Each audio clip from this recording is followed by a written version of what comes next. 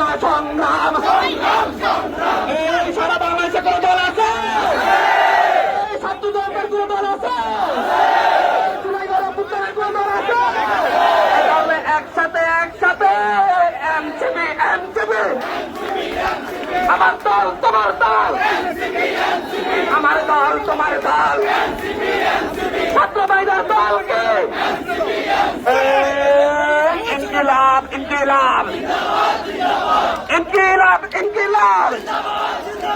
এই দিল্লি না ঢাকা, দিল্লি না ঢাকা, ক্ষমতা না জনতা, ক্ষমতা না জনতা,